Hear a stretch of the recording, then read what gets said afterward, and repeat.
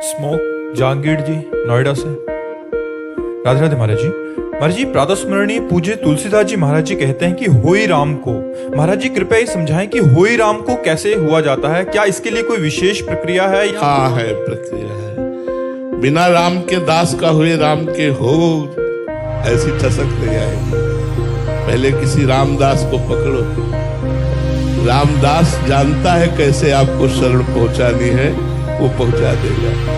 उनके मुख से निकला हुआ नाम, उनके मुख से निकला हुआ आज्ञा उपदेश, ये भगवान की शरणागति पुष्ट कर देता है। बिना भगवान के दास के मिले शरणागति नहीं होती। बिना शरणागति हुए हमारा काम नहीं चलेगा, क्योंकि काल के अधीन हम हैं। जब हम राम के अधीन बने तब तो बात बनेगी।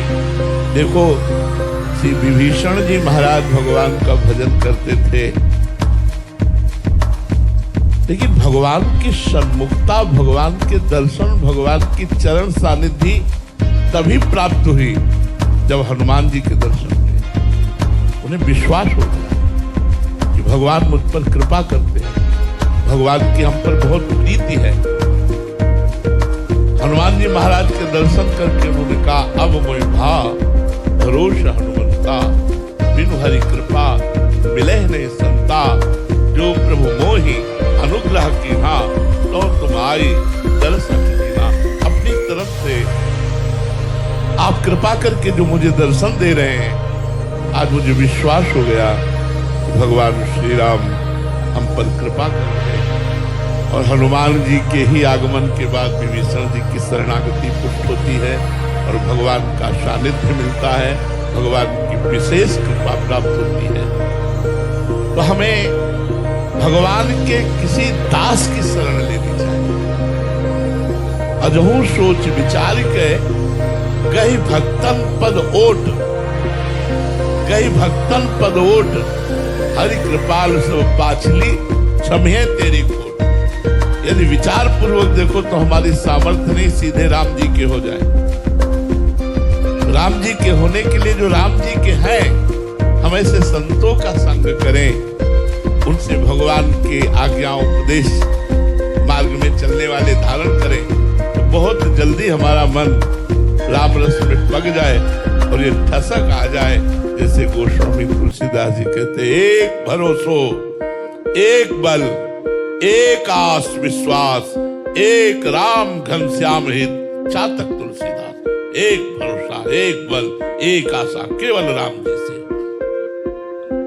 बने तो रघुवर ते बने और बिगड़े तो भरपूर, तुलसी और अंते बने ताबन में बेदूर। अपने इष्ट की ठसक ये गुरु प्रसाद से आती है, भक्तों की कृपा से आती है। मुझे लगता है किसी भगवान के प्रेमी महापुरुष के मिलन की आकांक्षा करो और भगवान से प्रार्थना करो कि अपने निज दास का सानिध्य प्रदान करो।